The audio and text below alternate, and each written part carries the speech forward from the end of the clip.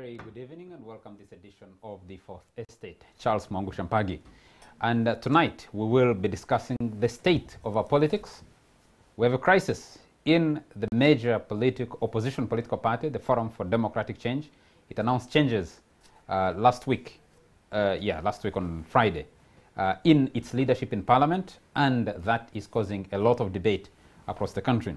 But also are just emerging out of elections in newly created municipal councils, and particularly of interest in these elections, the most contentious have so far been Shema municipality in former Bushenyi district, now in Shema district, and of course Bujiri district. To discuss that with us, let me start the introduction with my colleague, Onapito Ekomoloit, Corporate and Legal Affairs Director of Nile Breweries AB InBev. Most welcome, sir. Charles, and honored to be with the honorable members of Parliament. We also, thank you, Anna. We also have with us the man who, by his own admission, could be making a Guinness Book of Records record by becoming the first member of Parliament to be elected and be holding two constituencies at the same time. I must declare, I did check with the Electoral Commission earlier today to confirm, and the Electoral Commission says they haven't received notification from Parliament of you relinquishing your Shema North constituency. I am not sure if you have actually written to the Speaker relinquishing that constituency, but since the declaration, it means you are the Member of Parliament elect for Shema municipality, but also Member of Parliament for Shema North constituency. Welcome to the Fourth Estate, the Honorable Dr. Elioda Tumwesije. Yes, thank you, and good evening, Charles. We have, yes, sir? And dear viewers, of course. Thank you. We have from the Forum for Democratic Change, the head of the Women's League? Spokesperson for the Forum for Democratic Change, Sarah Epero. You're most welcome. Thank you, Charles. I'm happy to be here after a while. Good evening, viewers. I wish you a good viewing. And also have from Kasese Municipality, member of the Forum for Democratic Change, Centenary Robert. You're most welcome, sir. Thank you, Charles, and good evening, viewers. Let me start with Dr. Elioda Tumwesije. Congratulations. Thank you. Which constituency do you represent so far? Wow, that's a loaded question, isn't it? Look, of course, I do represent Shema North, and I'm Member of Parliament elect. Before you are sworn in, you are not yet an effective Member of Parliament for that electoral area. So I do represent Shema North, but I'm Member of Parliament elect for Shema municipality. How does it feel to be holding two constituencies at the same time? Because you hold both at the moment. But it's not unique, because usually we go to elections in February, and you take on leadership of the new areas like in May with the general election. So at that time you have like members of Parliament elect for other constituencies, but they are still sitting members of Parliament of the constituencies they were holding. So it's not very unique. It is unique because the entire group is actually changing, transitioning. Yeah. Everybody elected in February, if they are incumbent members of Parliament, they are actually creating a completely new government. Yes. Your case is very unique, not just in this country, but all over the world, wouldn't you say? Of course, as Minister responsible for innovation, you've created an innovation. You show unique things, but on a serious note, for sure, certainly before taking oath, or before resuming duty as Member of Parliament for the Shema municipality constituency, I would have relinquished my position as Member of Parliament for Shema North. Some people look at that, at your position as being either very selfish or being very greedy, to want to hold on to Shema North when you knew you wanted to be Member of Parliament for Shema municipality. How does that feel? Because I want to background that question. With the letter from the Electoral Commission chairperson, who is a judge of the High Court, there is no law that would have barred you from contesting, but there is no express law that said it's okay.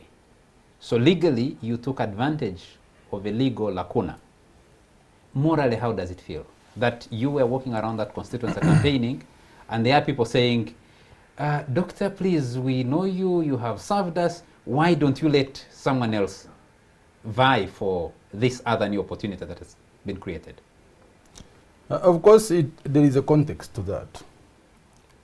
In 2016, just before we went to the general elections, we had Shemanos. But also at the same time, that's when the municipality was created. But the municipality could not become effective until July 2016, after the general elections. And I remember at that time I asked one of the ministers, at that time Minister of Local Government, and they said, you know, now that we are not going to have elections of the municipality, but they are likely to come later mid-term, when the municipality becomes effective, according to the sequence that had been agreed upon. And you know, he had given advice that, you know, why don't you now don't stand in Shemanos, and then you wait for Shema municipality elections, and you stand. And I said, you know, have you really given me very good advice? And of course, for sure it wasn't.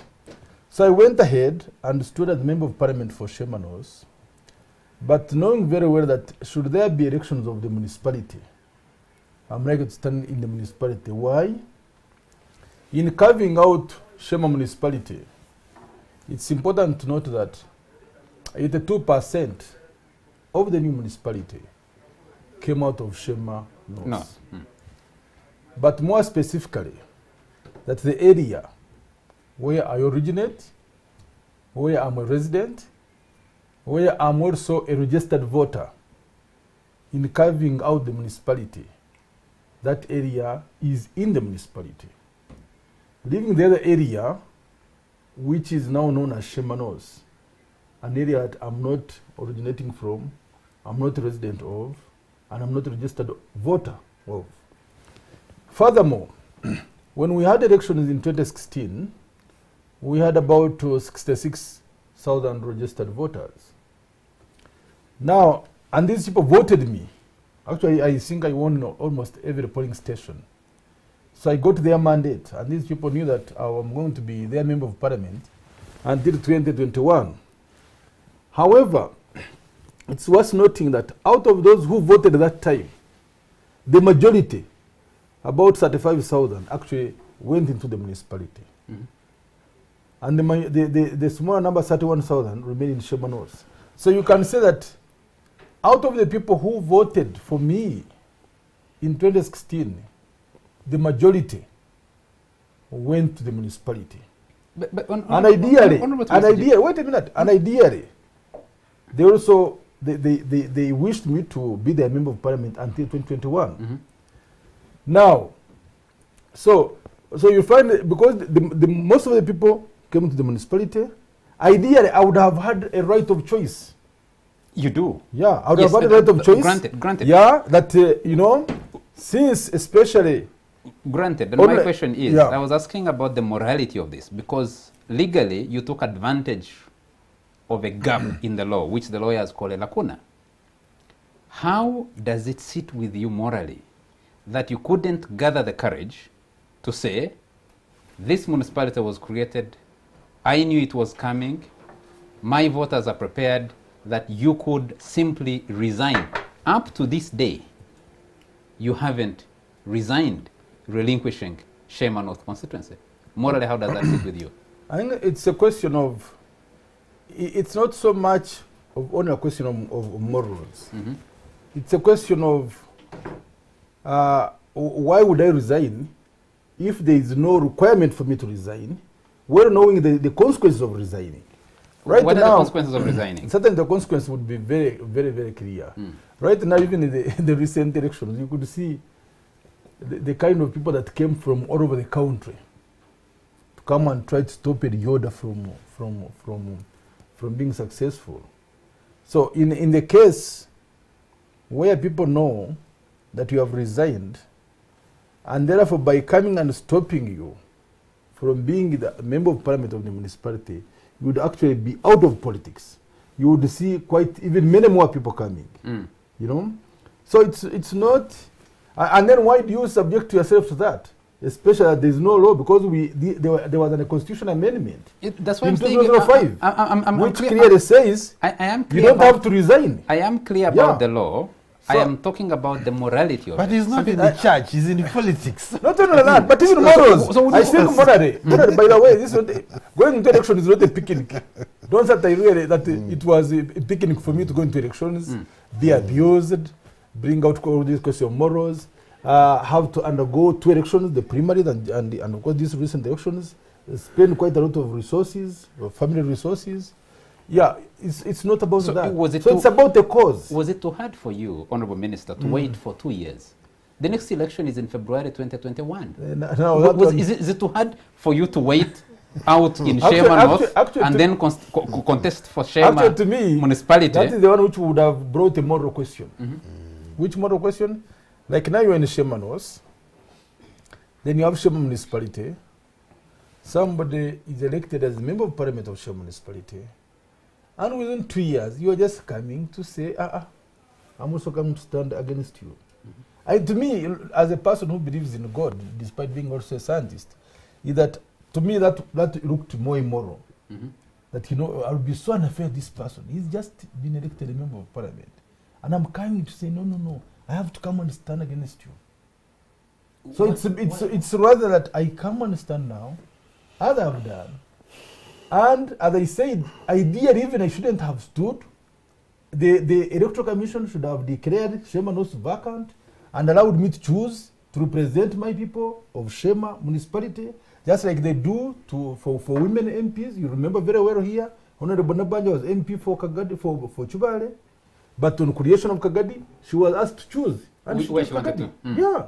So ideally I should have also had the right of choice.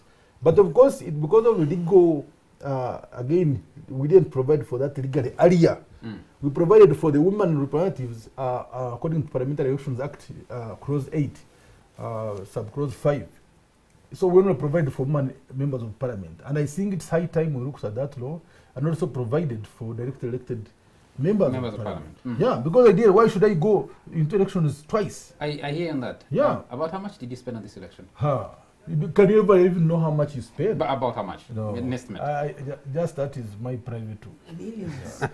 Charles, I have been told. There are hundreds of Charles, millions. Hundreds of Millions. millions. I think Yes, before sir. the FDC honorable members on the panel obviously have a point to take with his victory. For me, I think what the honorable member of parliament stroke minister has been laboring is to justify the ridiculousness of Uganda's current constituencies. This has been a classic case to illustrate how ridiculous our representation has become. You have a geographical entity that was ably represented by one individual, but because of the purported notion that a municipality should have a member of parliament, and there is an explosion of municipalities. Every ridiculous town council is becoming a municipality sooner than later. How many MPs are we going to have in the name of municipality MPs? This is a classic case where there is no need to have 2 members of parliament. The people he's saying on both sides elected him and are apparently happy with him. They could even wait up to 2021 before they perhaps consider having another MP. Now, but the whole thing is about giving someone a chance, in quotes, to eat, which is so ridiculous. Centenary. Because I think the people watching him in Shema North and the municipality elected him, so technically he's been re-elected by the same people. So what's the purpose of the election then? Can't you ably represent that geographical entity? You have been doing it. Now why do you need another person? Just to increase the bill of the taxpayer for paying 2 MPs? With all due respect, I think these municipalities, there should be a distinction, and members of parliament should raise this. A municipality was meant, in my view, to be a technical administrative unit for ease of service delivery, not to justify having an MP. But now, because people see that it's a route to go to parliament, every nook town council will become a municipality. And Just like we created tiny entities called districts. The old Bushenyi now has 5 districts out of it. So I'm asking you Dr. not Thomas, to. I'm asking you not to resign and argue that, for the sake of the taxpayer in Shema, there should be no other MP and you help the people deliver the service. Honorable Tumwesi, let me just stay with you for a moment with his question. You were in Parliament when Shema municipality was created. Why didn't we hear arguments about what kind of entity was being created and whether it was necessary that you create a new elective area, especially for Member of Parliament, for Shema municipality? Of course, municipalities, in addition to having representation in Parliament, they certainly are, in a way, avenues for development. They help better planning, and of course, municipalities certainly do provide a lot of chances, a lot of opportunities for the people who are in those municipalities to develop themselves, to develop the area. So certainly there are certainly many other advantages. You know, so in other words, in terms of planning, in terms of resource allocation, certainly there are many other advantages apart from representation. Of course, to some extent, I would agree with him that actually you would expect that mainly the administrative roles which could be done by the mayor. But be it as it may, now we have had elections, we are done with elections, and I'm very willing and ready to resign, so that members of, you know, from Shemanos can also have another election. Another election. But also, it's worth noting that why did I choose to come to the municipality rather than remaining in Shemanos? And that's did they choose? You're providing no, them I mean leadership. for me. Everyone wants to be in town. No, actually many people would want to be with the villages. Centenary, let me bring in other panelists here. Centenary, you guys sit in Parliament and are debating for us. And there's a huge debate out there about the value and the purpose of Parliament if it creates situations, as Onapito has rightly called it, ridiculous. To have a constituency fully represented by one MP, now having 2 MPs. What is the value add? Where is this discussion on the floor of Parliament? You had a candidate as FDC, both you and Sari Pero had a candidate in a Virginia plan, Mujenyi. She came a close second to Dr. Tumwesi. Where is this debate? Why is it not in Parliament? Well, to me, actually, I think the creation of constituencies has more political answers than real development. And with the numerical strength of the regime, they keep thinking that, yes, we need to catch this one, we need to catch this one and increase on our numbers. But in my opinion, I think our parliament is too huge. That's my honest opinion. Because sometimes even when we are debating, you realize that the speaker will even limit on the amount of time. By the time you're still constructing, giving a background to your point of argument, the microphone is off. So they give you 1 minute or 1.5 minutes to bring out a point, and fortunately, you have an innovator. You cannot really bring out the point. But also, with due respect to other colleagues, I know that there are members of parliament who have not said a word, even on floor of parliament. But my question now, and that means that we Ugandans are overrepresented. That's for sure. And overrepresented. And you, as the major opposition party in Parliament, that's been questioned lately. I have seen people joking on social media about that as after you lost in all the municipal councils, especially for parliamentary representation. The question is, why isn't that debate coming up on the floor of the House? You are fielding a candidate in every new constituency that is being created. And losing. Yeah, and lately losing. Or rigged out. Whichever way you color it. And that Ugandans are overrepresented is a moot point, because everybody knows that, especially outside of Parliament. But you know, under the current system, it would be ridiculous for us to allow the NRM to run unopposed in any political space that is available to be occupied. Because in the first place, I think we should be the ones actually running for that political space in order to increase our numerical strength so that we are able maybe to put up some change, desirable change. Right now, we still have the small numbers in parliament. And it doesn't matter how well we debate. Sometimes we really put up a spirited debate, but when it comes to voting, we lose it. And so, with that kind of situation that we are in, where we are disadvantaged by numbers, it would be ridiculous for us to just say, okay, now that you've created new municipalities or new constituencies, and we think Ugandans are overrepresented, have it.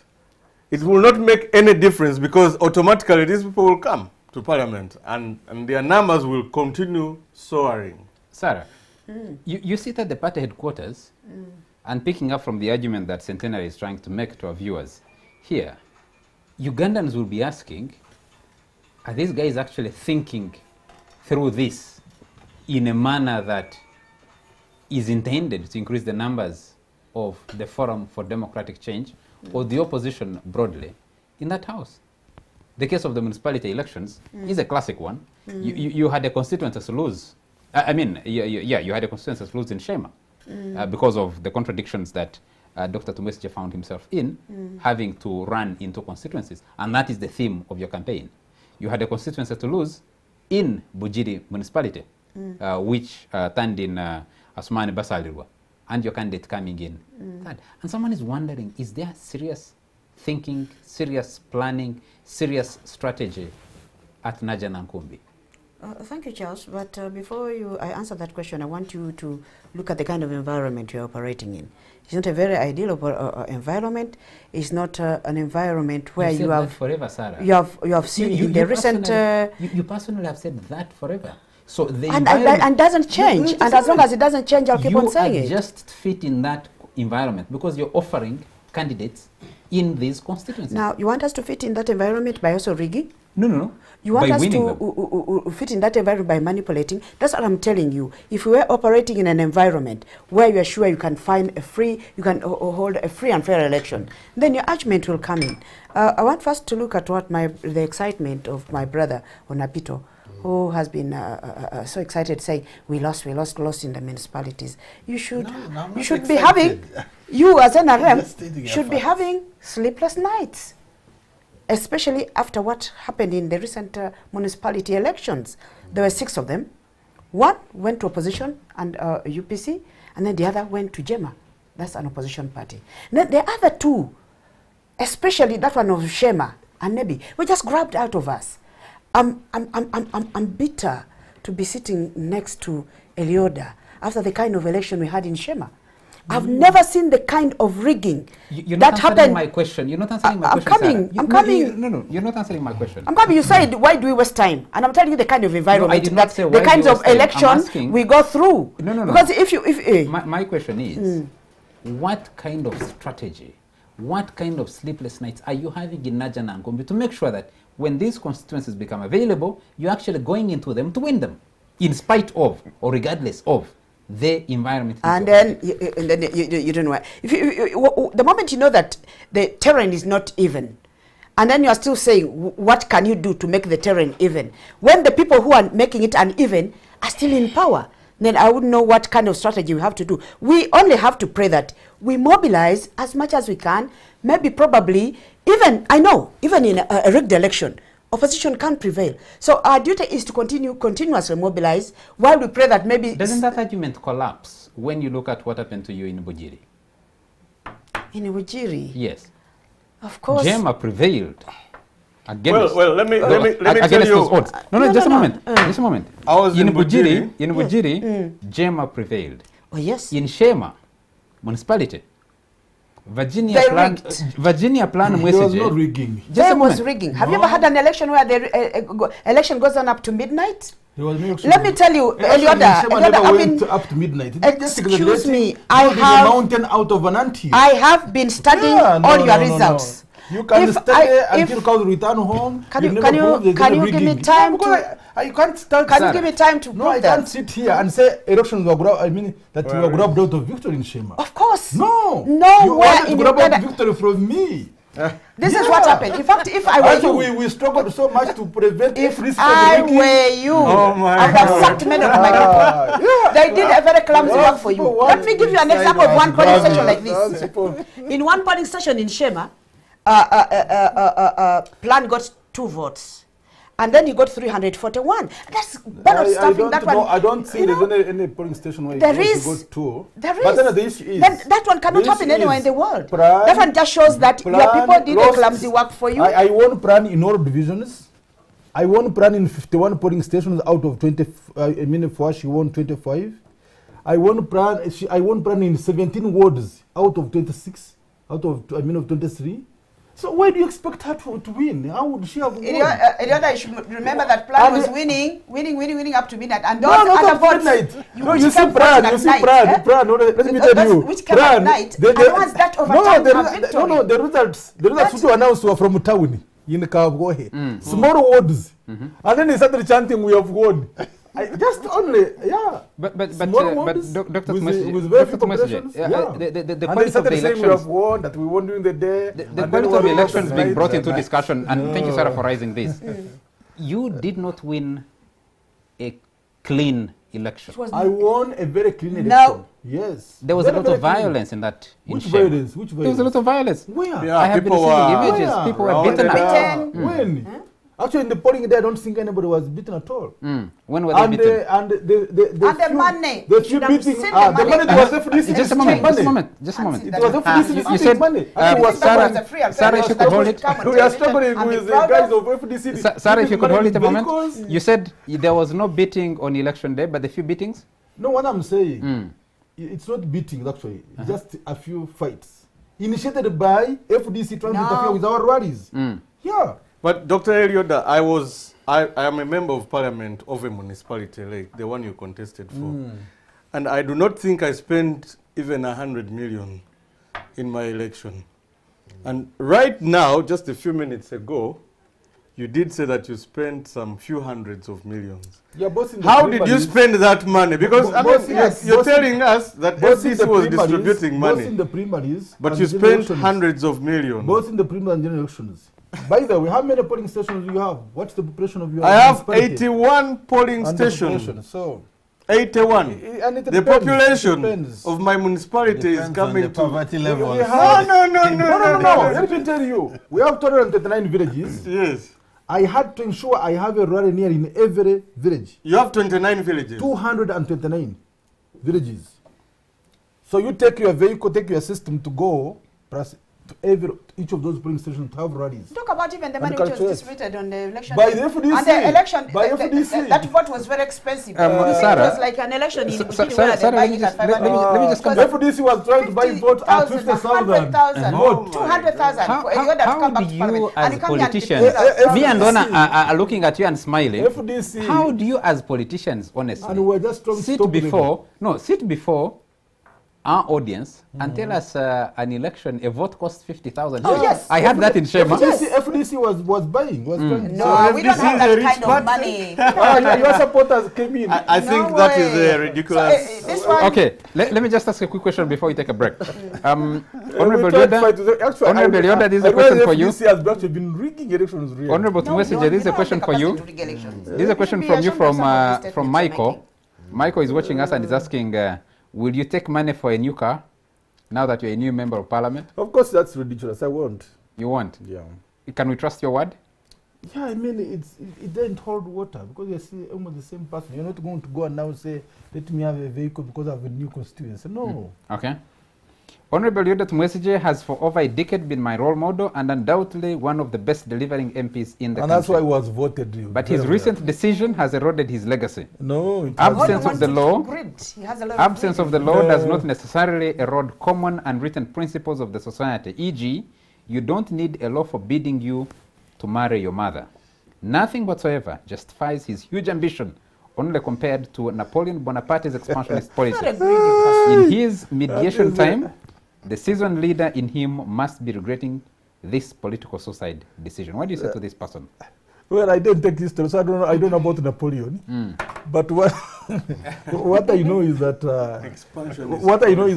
by the way, to go into these elections wasn't easy decision to make.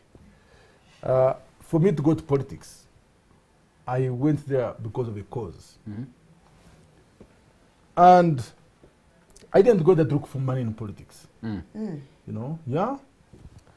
So if I'm going to go to politics, I want to ensure that I'm able to change the standards of living of the people I do represent. Now, of course, in the past, like in the past years, you'd find a member of parliament, even like maybe a student in Isingi in Ankole, a member of parliament will leave Bushenya and go and stand in Mbarara. But currently, you That find was the that system 2+1. yeah, but currently you find that you really want to stand in an area that you come from or reside in a way that if you are going to improve the quality or the standards of living of the people, then also the area where you are coming from is included. Okay. And that's was the reason why he said, okay, whatever happens, although I'm going to be abused, I'm going to spend a lot of money, let me go to a constituency where my home area is. That's Shema We'll interrogate whether uh-huh. actual representation actually leads to that improvement of the people. But after a very short commercial break, we'll be right back.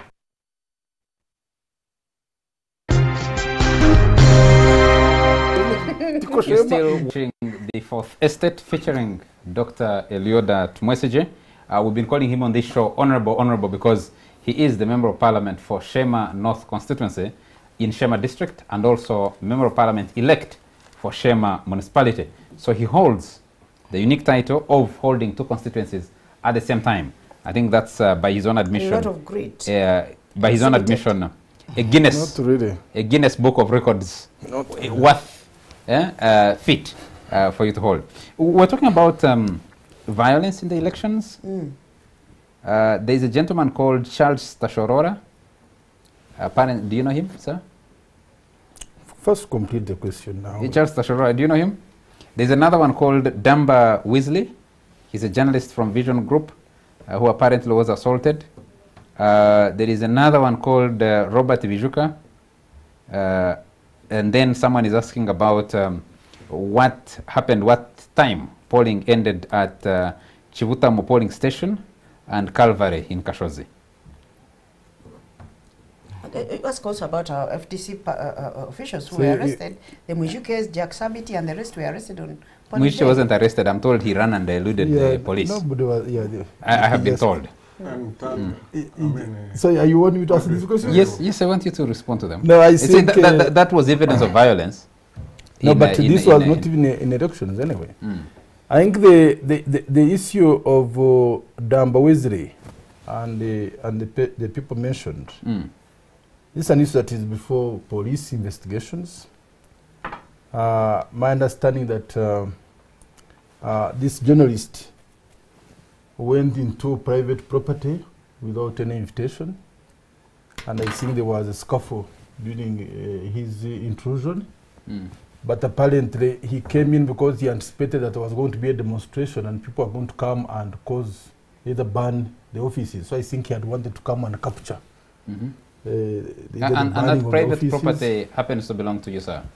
Well, would you say? It belongs to, these are, to some extent, the private property where I'm one of the directors, but it does not necessarily mean that I'm privy to whatever took place exactly on that day.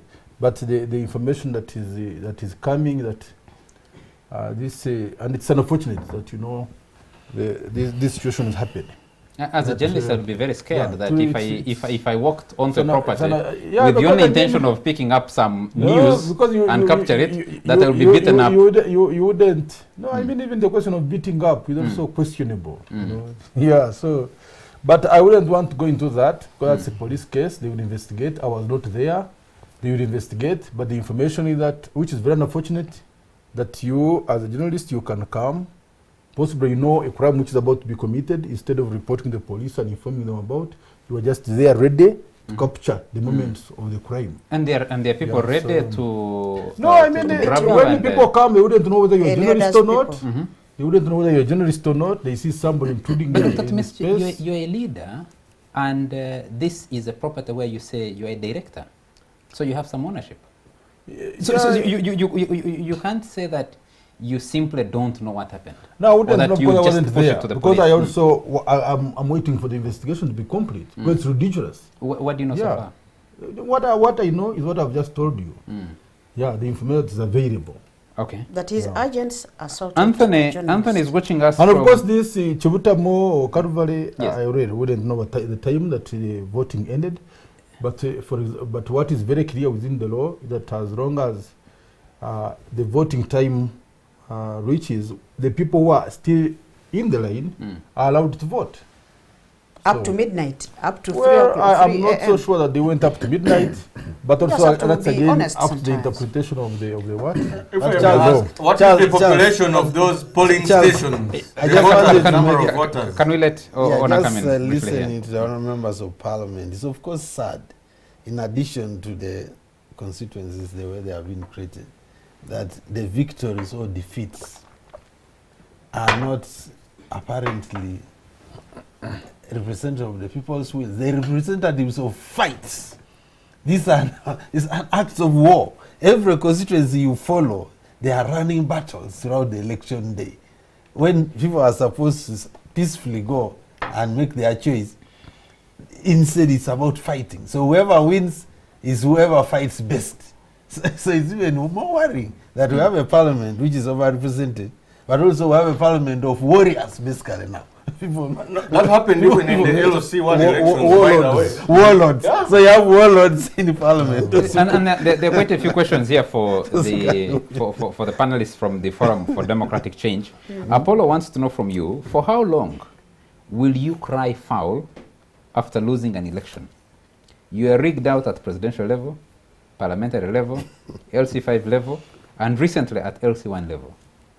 These people, or you people, are just jokers. The more reason we continue to vote for Museveni, even when we know it's time for him to leave. Sarah, how do you respond to Apollo? Well, I don't know where Apollo stays. I want him to say the allegations of rigging are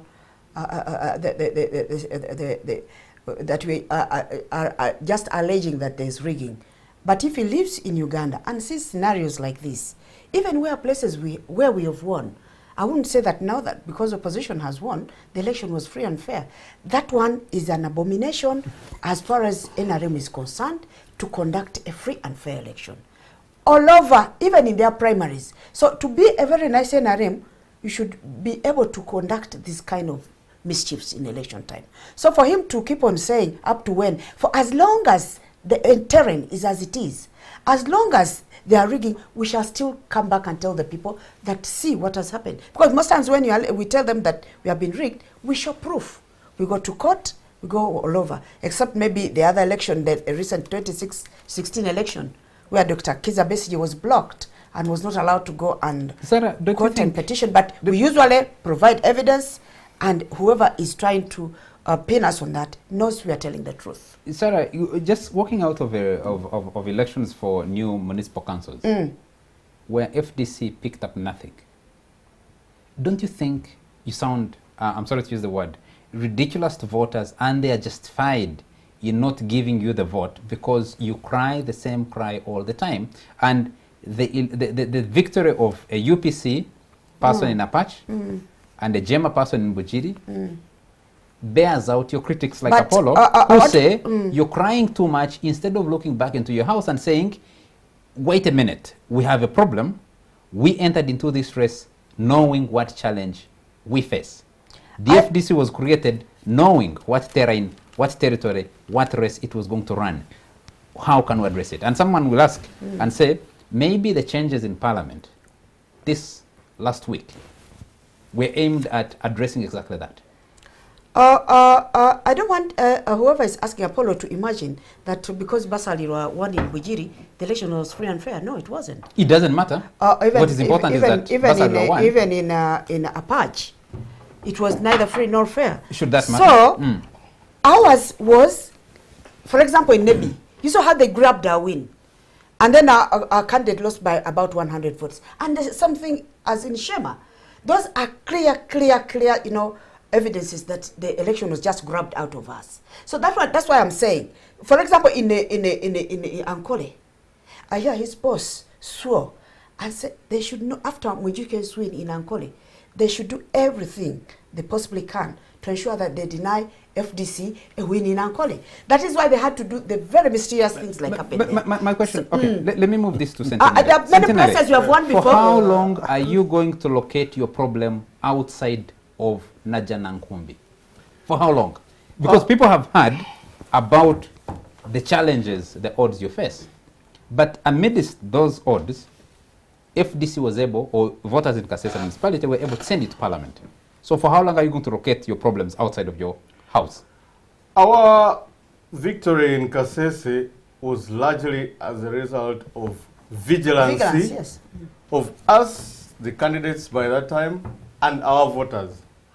Actually, in Kasese, the voters followed the process right away from the campaigns, the voting. They even followed the ballot boxes in masses up to the tally center. You know it that it took 3 days for us to be declared even when we had won the election. To the effect that they tried even the last minute rigging, which resulted into a death of a person at the tally center. But because the masses were building up outside the tally center, it almost became impossible for them to manipulate those results. But I want to tell you that all attempts and efforts were made. It's that the people of Kasese are civically awake. They decided to ensure that nothing happens. Boxes were being brought in. Inside the tally center, there was tear gas. I hear you. So the vigilance. But that vigilance, what stops the Forum for Democratic Change? We have that vigilance. From exporting that same vigilance.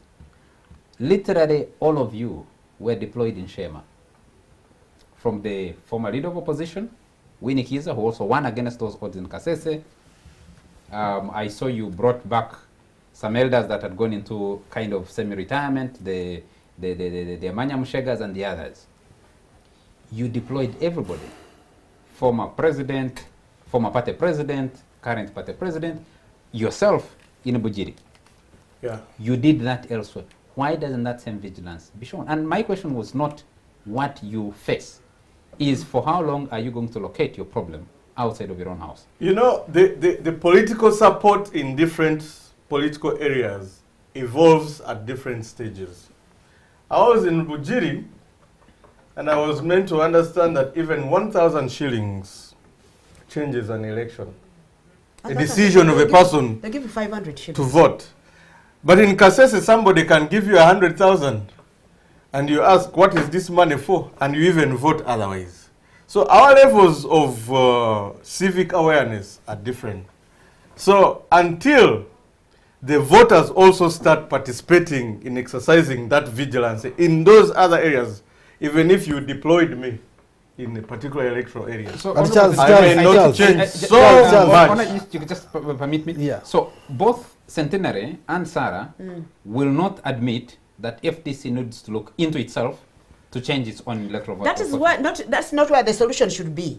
The solution should be having an enabling environment where the Electoral Commission knows its duty to keep the election and make sure it is free and fair. For example, we won in Rukungiri, but do you know what it cost us? All FDC NEC members had to go there. All opposition members of parliament had to go there. Charles, is that the kind of election we want in this country? I thought we should have. Answer that. Look, Charles, I really... We don't have to put extra forces and finances to keep just one I vote. So understand. if we have to win the whole country, we have to deploy the amount of deployment we did in Rukungiri so as to win the other countries. That's impossible. Charles, I can understand the pain of either political group when they lose, but I think one of the things is that they are overrating themselves. The idea of parties is grossly overrated in this country. And I think President Museveni himself and Kizza Besigye are increasingly realizing that what still reigns in many constituencies is individual merit. I think one of the latest winners here can testify. And that's why you are having Basalira winning, where Jema is, I'm sure during the presidential election, President Museveni won Bujiri, but NRM lost it. So the idea of trying to purport that wherever a presidential candidate won, the MP also won, there are areas where the NRM or FDC is genuinely leading. It's not the case. I believe the UPC guy won in Apache. It was on individual merit. It's not because UPC, I know it has some support in Apache, but there are also some NRM people who won in Apache. So I think parties should stop, and their leaders should stop overrating themselves. And they stop beating themselves up and saying, we have lost because we are not popular there. It is largely the candidates who determine whether they win or not win. I believe in Rukunjiri it's because that candidate, as an individual, was popular, not necessarily because she was an FDC person. So Honor, do you think... I think I would love the latest winner here. I believe he largely won because of who he is. Dr. Tumesje in a moment, but if you just respond to this, Honor, for a moment. Yes. Do you think the parties, those who have decided to go into formations called political parties, have a responsibility to rethink the way they do their work? And okay, one of the real things is largely to, I think, to recognize the hangover of individual merit and to try to get candidates who genuinely, especially when it comes to opposition groups, even when a candidate is not FDC, DP, but is an opposition candidate and you know that is more popular, maybe it's a better strategy to promote opposition leading MPs in the House. But I saw in Bujiri there was that bravado of saying FDC because it won Rukunjiri, now it is on the rise. No, then you go and impose a candidate who has no support. No, we did not lose entirely in Bujiri if you're studying what happened there. Much as Asumani Basalirwa won the Member of Parliament seat, we did win the mayor's seat and several councillors. And you know, it was the same electoral area. It's the individuals. No. Well, with the parliamentary candidate got less than 1,000 votes. Oh, yes. Yes. That's true. But do you know how many my mayor's candidate got? He beat the rest. But in fact, there are some people who are bringing in a myth saying maybe it was the Bobby Wine thing that made Basalirwa win. It never worked for him. The issues in Bujiri, where the win was a cocktail of reasons. Mainly it was the religious reason that made Basalirwa win. But it wasn't because of the power of some external person from Kampala. Because Bobby Wine in Bujiri had a mayoral candidate and he was supporting Basalirwa. But much as Basalirwa won, his mayoral candidate didn't win. So I don't think there was, he brought in some fire, but the reasons that were determining the vote in Bujiri were different. I'll ask Erioda after short break. And I wasn't disappointed because many times people have said parties are operating at a level member of parliament. We are not at the grassroots. So in Bujiri, much as Basalirwa an opposition, I don't see why, in fact, we should be pulling ropes when our fellow opposition has won a constituency. Well, you did.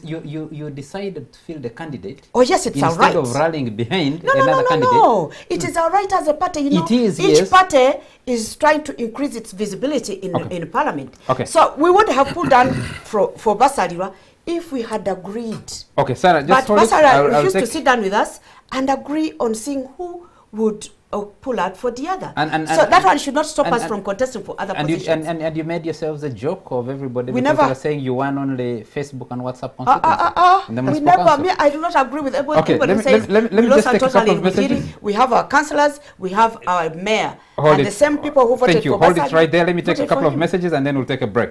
This is a message. We won over 80% of LC1 elections, 30% of them unopposed.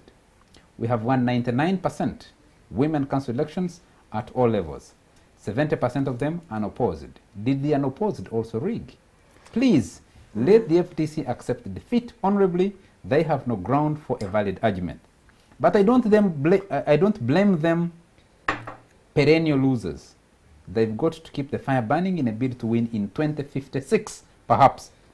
But with such hype and attitude, they are still in for a road shock come 2021. This is a message from Margaret Mohanga, who's member of parliament for Barasha constituency.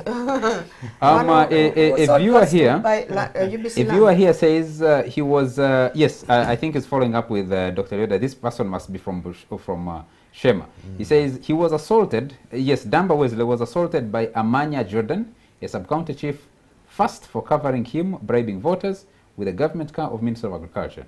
Then he was beaten again after the polls as he was passing by Ikobi. And ask how he feels when he at the cause of NRM loss of support. Yeah, I think they're trying to accuse Dr. Tumesej of being the cause of NRM support in Shema. His boss is in Shema. You will have an opportunity to respond to that. A listener here says, a viewer says, Honorable Loda is surely overwhelmed. He's chairman of Ontari School Old Boys Association and a lot of work remains undone. I think he's trying to be master of all trades, but will end up being a master of none. That's a message again from Apollo, I think. Someone else says, is doing fairly well, so to his credit. Is Honorable Yoda making the right calculation? What if he resigns Shema North and FDC goes to court on Shema municipality and court overturns his victory? Yes, he can easily end up as a former member of parliament. Someone is I'm advising you not to. Bernard Impeiro here wants me to ask the FDC spokesperson why the ground is not leveled when they lose and is not leveled when they lose and not when they win. FDC has turned out to be bad losers. With the current big numbers of MPs in parliament, where most members can't complete their submissions because of time allocated by the speaker, then the parliament should consider a situation like Honorable Erioda's and have two constituencies represented by one member of parliament. That is the argument that Honor has been raising. A viewer here says, Elioda said that Damba went to a private property. This is a hospital which he owns.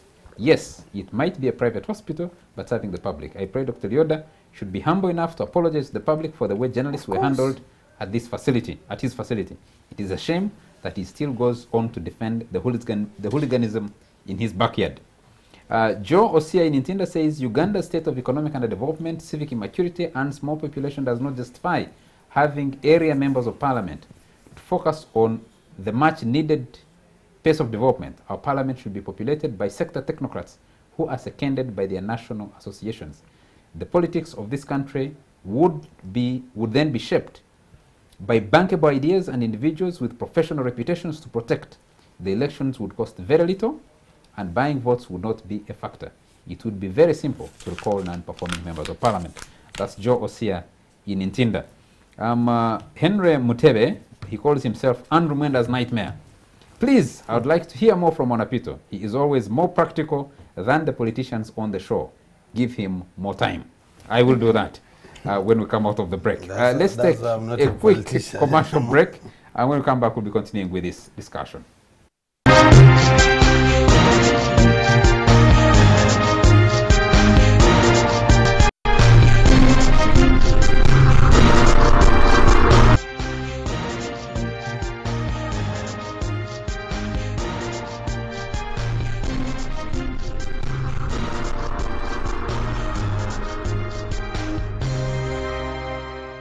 Welcome back to this last segment of the Fourth Estate. We're discussing the state of our politics, Shema municipality polls, and the reshuffle in the Forum for Democratic Change. We'll come back to that in a moment. Let me start with Dr. Leoda Tumesej and come back. Dr. Tumesej, let me just come back to you. There are quite a few questions for you. People are still seeking answers. Others are trying to put down what they think is evidence. Gift from Nansana says, I am Gift from Nansana, and the good doctor is my MP for Shema North and MP elect for Shema municipality. I don't know if Gift belongs to both, actually. I have a few questions for him. It was on Dr. Leoda's last rally in Chihunda Shema, where Mr. Museveni described the Buhweju legislator as a useless person. The other day, he was appointed a parliamentary commissioner. What is Dr. Tumwesige's comment about that unfortunate statement in reference to his fellow legislator by the Fountain of Honor? One of the reasons that, this is question number 2, one of the reasons that Dr. Elioda fronted for contesting in the municipality was to keep opposition at bay and ultimately avoid Museveni's wrath and blame. Maybe he was right, because FDC came second with such a narrow margin. I hear there is strong FDC Ugandan with intentions of contesting in the north. As the NNN chairperson for Shema district, what plans does he have to avoid the same blames, since he can't rush back to contest in the north again, in Shema North again? Number 3, right from 2016 presidential and parliamentary elections, Dr. Elioda has been blamed openly for championing a project aimed at bringing back to Shema politics based on religion, and that this has created disunity among the locals. What is his comment? There are many, so I think you should respond to those so that we can move to the reshuffle within the Forum for Democratic Change and see if these FDC members will admit that maybe that will help the party reorganize itself better. Well, there are quite many questions. I hope there will be enough time for them. First of all, there was a question regarding the journalist Damba and Jordan, and then the scuffle at one of the institutions. Certainly, I think these were not related. But for the media to build a good story, they wanted to paint the picture as if Damba's scuffle with Jordan is in any way related to the scuffle at Ikobi. So these, I think, were not related events, and they shouldn't be related by the journalists the way they appear, even by the person who was asking questions. Certainly, these are regrettable events. I wouldn't want to say that I condone such acts of attacks on journalists. So do the people who saw that violence? But it should also be responsibility of journalists not to abet crime in such a way. And it's also important that what happened was not at the hospital, but what happened was at another institution, not necessarily the hospital. So certainly, I still hold that journalists should also be able to be patriotic enough and to ensure that they do not exaggerate events. They also do not put themselves in a situation where they are used by the political players. You seem to suggest that you're blaming the journalist was beaten. For sure, for this particular event, there is absolutely no reason why he was at that point, at that place, during that time. Really? We've tried, yeah, because the Pran Mujeni had an event in another area. That event ended, but now this was an area that we were not expecting. But Honorable Minister, as a minister, really, and a member of Parliament, you can't say, I'm a journalist, so I can be biased about this in my asking. You can't really say that I should be, I shouldn't be at certain places at a particular time. What I'm saying. And I shouldn't be beaten because I'm carrying a camera. No, it's not being the long story short by apologizing for what happened. For me, I say it's regrettable. I mean it's regrettable. Whatever happened, I regret whatever happened. But it's also important to note that, you know, it's important to note that that I think in doing work that is being done by journalists, they could also help to ensure they can prevent crime when it's going to be committed, rather than appearing to be and what is the responsibility of the people at those facilities that beat up these journalists? Because you're not talking about that. I think for beating up, I'm not going until the investigations are done. Yeah, I wouldn't want to comment on that. Okay. And then, of course, there was a certain question that inter-school chairing an obese association shouldn't be equated to being. They say you have a Moruru, you are very great. Actually, somebody even said in the primary that I wanted to be chairman of Mothers Union. Can you imagine? In the church?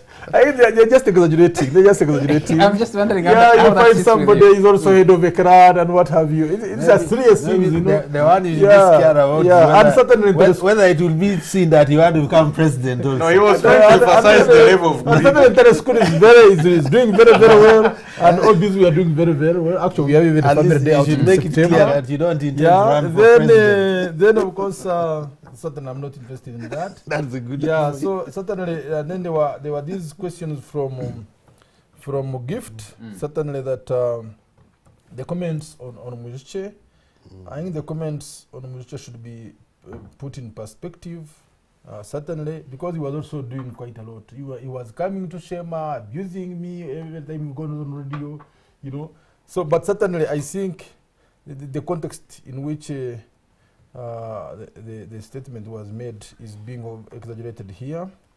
The issue of standing to keep opposition at bay certainly has some element of truth. I'm the chairman of NRM. I've been chairman of NRM of Shema district since 2010. And I think it's also one of my duties to ensure that we NRM, which is my party, remains leading in Shema, not only in Shema, but also in Uganda. What will you do if Plan decides to stand in Shema North? We shall go and defeat her there. Yeah.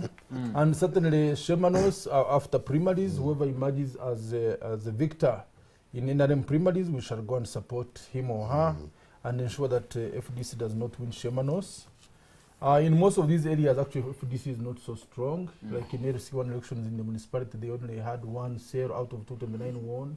So it's very true that actually when we put our work together as NRM, we shall not allow FDC to win even Shema North.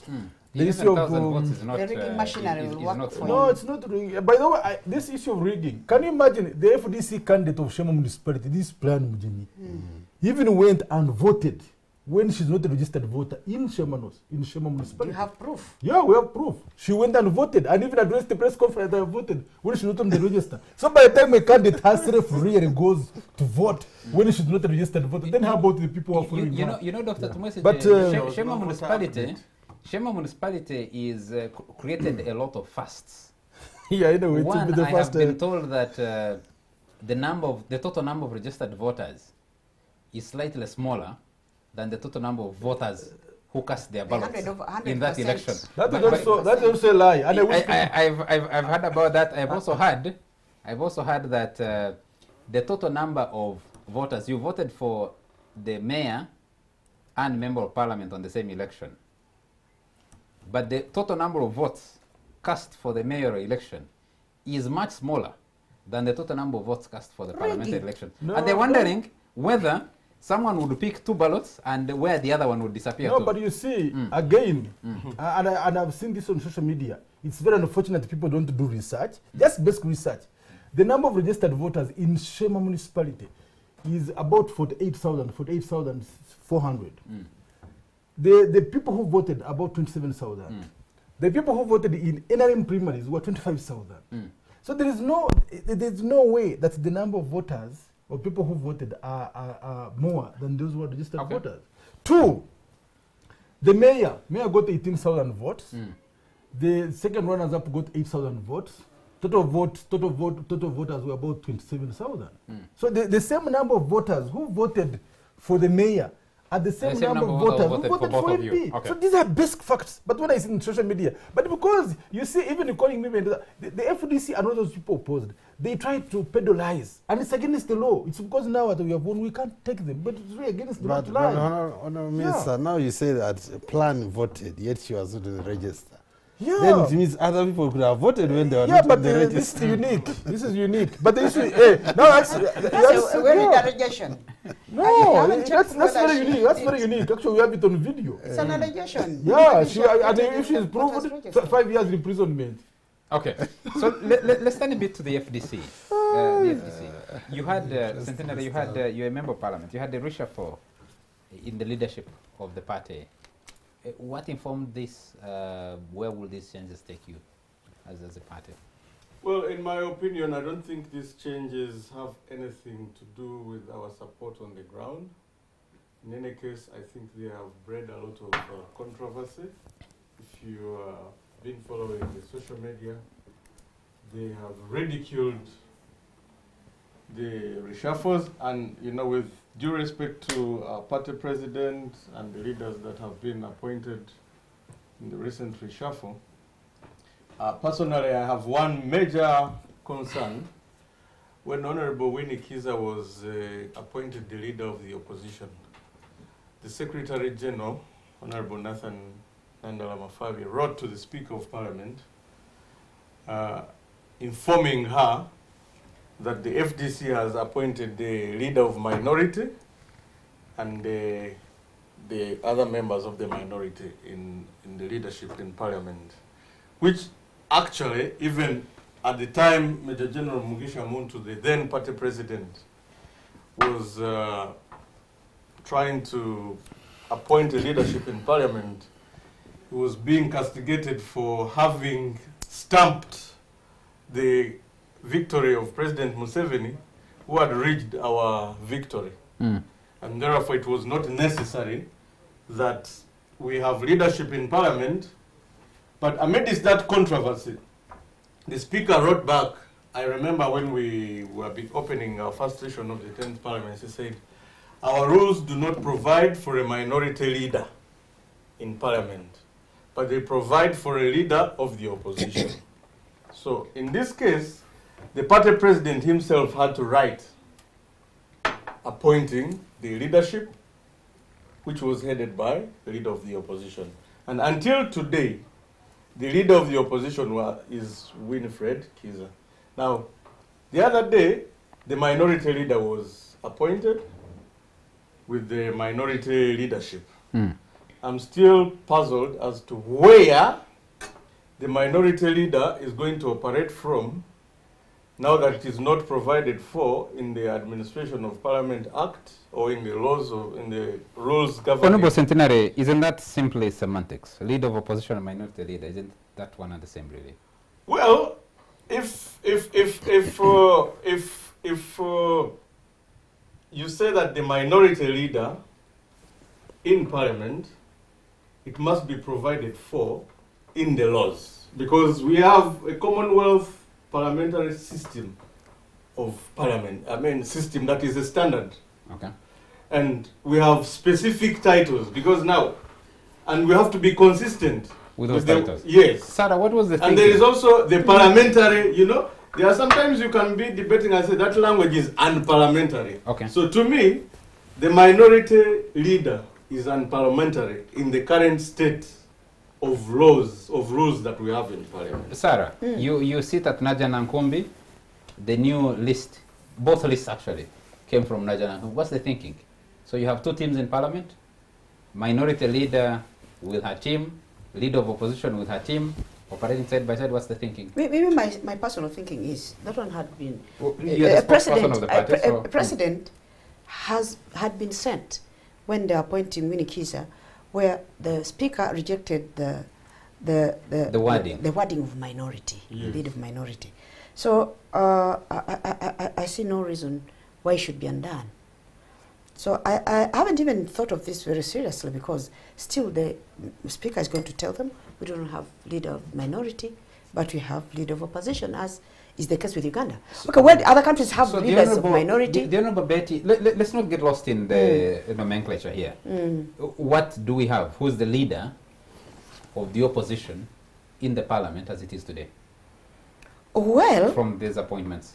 From the appointments, let me even help her. The current leader of the opposition is Winfred Kiza. Normally there will be designation or appointments, but this must be approved by parliament. So the FDC, as the leading opposition party, has nominated, and it has proposed a leadership. But it has to come to parliament for approval by parliament. So until that takes place, then the leader of the opposition is Winfred Kiza. And then, until also that contradiction of the title of the leadership is also rectified, because these are formalities that need to be done. I want to hear from Sarah. What's the current status? Well, I think he knows better than I do the parliamentary procedure, but as far as I thought, the leadership will be changed every 2.5 years, which is not yet. I don't know what could have happened or what happens in parliament when a list of new appointees is given to them. I don't know whether it takes immediate effect or they have to wait for the end of the 2.5 years. The Honorable Betty Oala-Chan is a member of the Forum for Democratic Change. Yes. Her name has come up as Yes. newly appointed leader of opposition or leader of minority, whichever you call it. Listening to you as a non-member of the party, as a member of the audience, I am left confused. on what actually is going on in Najanakumbi. What exactly is going on in Najanakumbi? What is happening is In regard to your leadership in Parliament. What is happening in Najanakumbi, I will take the viewers that we, in the delegates conference, elected Engineer Patrick Amriato Boy as our party president. And amongst the things that he's delegated to do is to appoint leadership in Parliament. Previously, it wasn't the case. NEC would elect the LOP, leader of opposition, and then he would get his cabinet. But at a certain point, we realized that it would make the party president powerless. So we gave him powers to appoint and disappoint. So that is where things are now. He has the power, and he did appoint a team legally. This one is a normal parliamentary procedure. I don't see why people are pulling a lot of ropes. I know deep in their hearts, all those people who were appointed by General Muntu knew they were supposed to serve for 2.5 years. So I'm seeing people pulling a lot of ropes, but as far as I'm concerned, it is just a normal appointment. So you're confirming to us and our viewers that what has happened is the era of the Mugisha Muntu team has come to an end, and the new team is No. What I'm trying to tell you is that the people who are serving now were appointed by General Muntu. And of course, he can't appoint them now because he's not a party president. The person who's a party president now, whose duty is to appoint is Engineer Patrick Amriato Boy. So I don't see the reason why people should pull a lot of ropes. Me, I'm comfortable, first of all, because I know Winnie is my friend. She's my chairperson of the Women's League. She has made a fantastic mark in Parliament. She has been very vibrant. You saw what she did during the Twejikwata call, how she managed to muscle the support of all opposition members. And that one was a plus for a woman like her. There are many things that she has done. And for somebody to quarrel that has been changing leadership, of course, Winnie Kiza went when she did not have experience, and nobody had expected her to perform as fantastically as she did. But when time for changing comes, I think we should accept changes. Is there a quarrel within the party about those changes? Apart from what we have seen on social media? Naturally, people are dissatisfied. Even me, I have my issues in the appointments, by the way. So much as I respect and I must accept the appointments, I also have my issues, which I may be free to say here or not. So it's normal. Nobody will accept. I can give you an example. When Winnie Kiza was appointed as leader of opposition, people quarreled. One of my friends, Odongo To, wrote, this is a new person in Parliament. She may not perform. She has no experience, but see how well she performed. So even now, there are people who have issues here and there. I also have mine. Honor, we have just a few minutes to get out of here. I can say mine. I'm comfortable saying mine. For example, in the list of people who have been appointed, you know how passionate I am about women issues. And in my party, it's stipulated that every appointment, 40% must be women. Excuse me. Good. They're going to say you got LOP. I'm thankful for that. But you have not made the 40%. You see, every committee is deputized by men. Can't we have other women?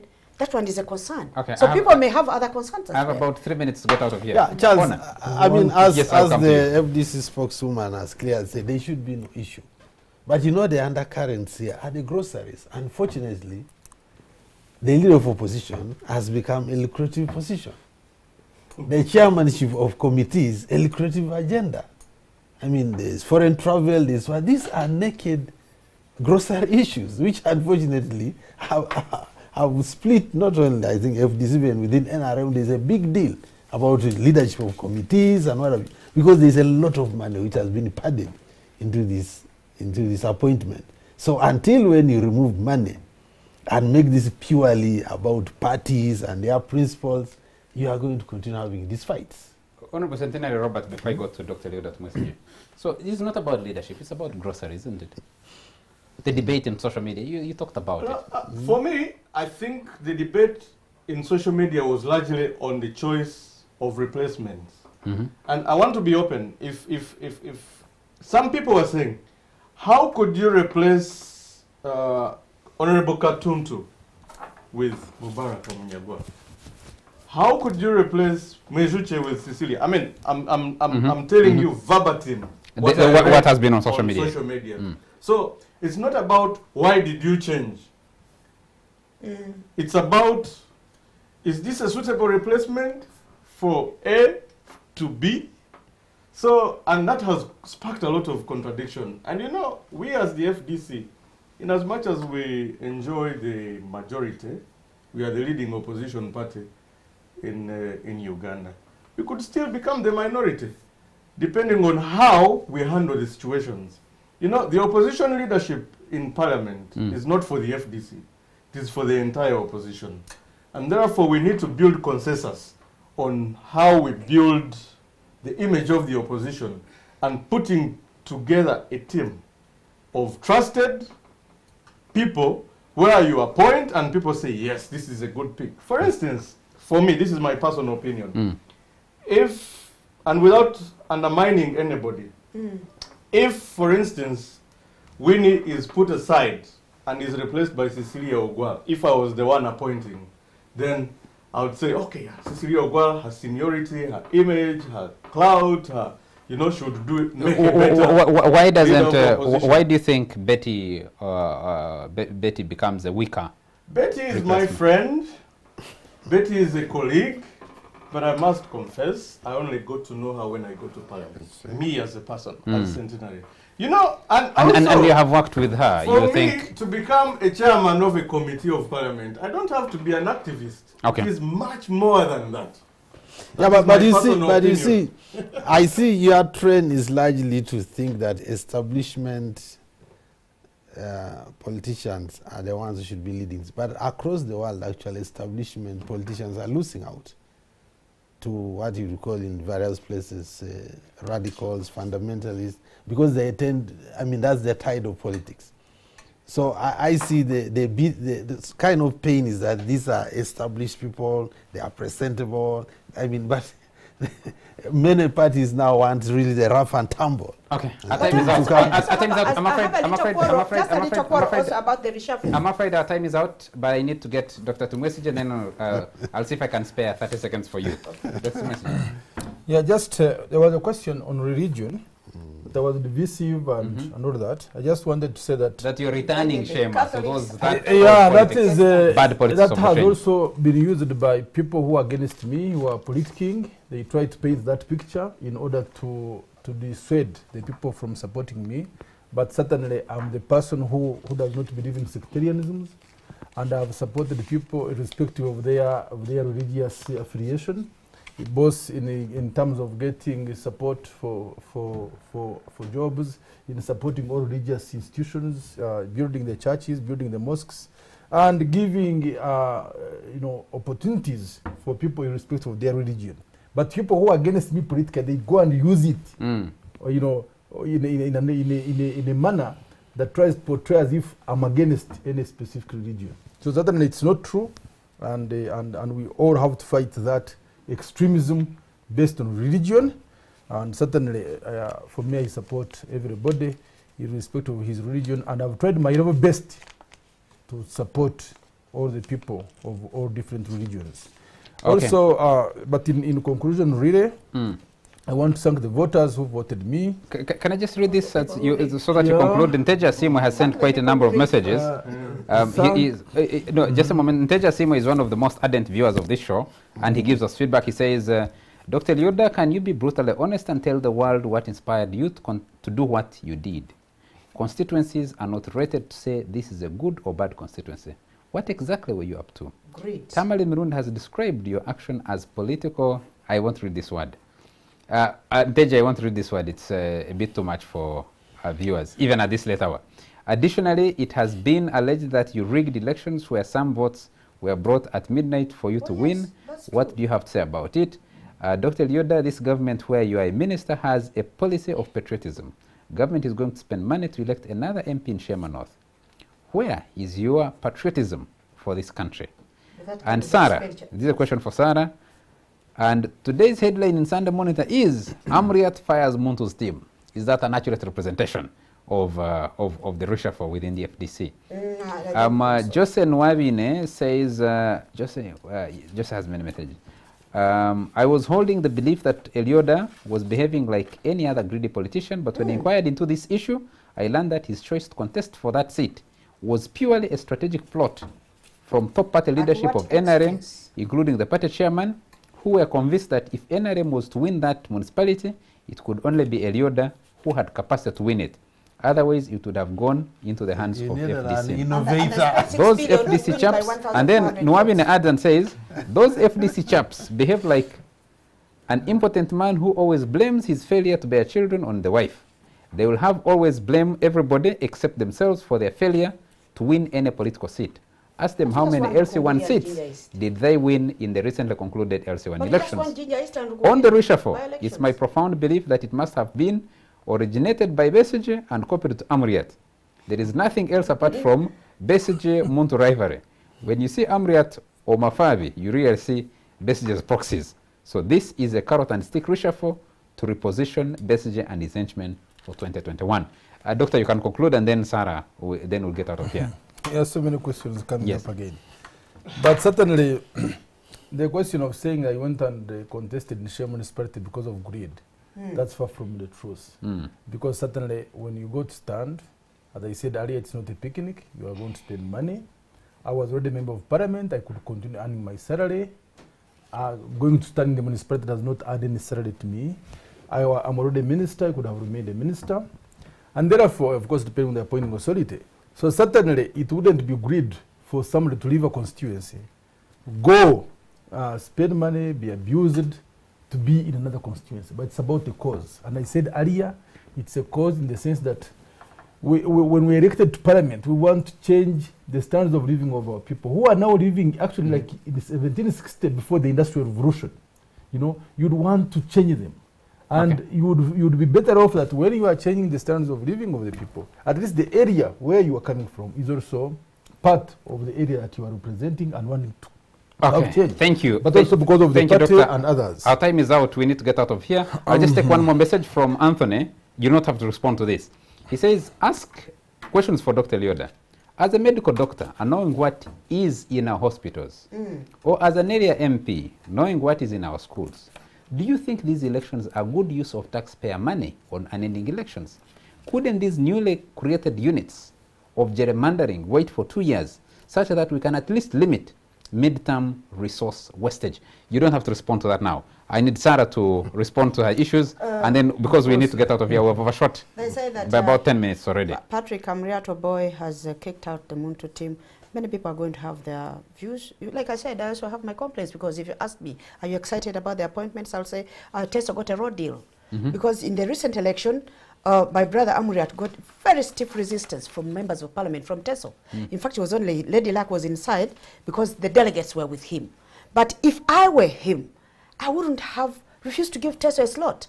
Even if they were against him, they should have tried to reach out to them and say, you know, much as you're against me, I'm with you. The headlines in a top on Thursday, I think, are going to say, Amuriat throws away Teso. Like they are saying, it is a Muntu team. So everybody has their views. But what I want to say, maybe I do not know the criteria he took when he was making the appointments. I'll have to discuss that one with him. But I think it was in the interest of the party. Sarah and the gentlemen, our time is out. We need to get out of here. I'll just take a last message from Margaret Muhanga, who says, I agree with Honorable Centenary that a person in that position must have some clout, an image, and something political they are known for.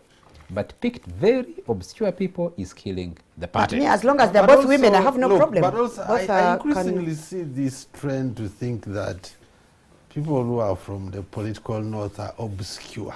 It's quite a as long as they're both women. Our time is out. Let Betty Achan be given an opportunity. She will also deliver. We can't stretch the show beyond now. Thank you very much. Yes, thank you very much. Honorable. Elioda to message. But we are going to meet in court, Elioda. To resign the moment the results are published. Wait until we finish court. No, the court because it's going to throw you out. The rigging that you've had, you have not seen again before you did it in Shema. So we want to meet in court, Elioda. Sarah and Dr. Tumwesiji, our time is out. We need to get out of here. We can continue this debate into midnight. Thank you very much, Centenary Robert, Member of Parliament for Kasese Municipality. Can you, lady, can Doctor and Sarah allow me to end the show? Thank you very much. Thank you very much and have a good night.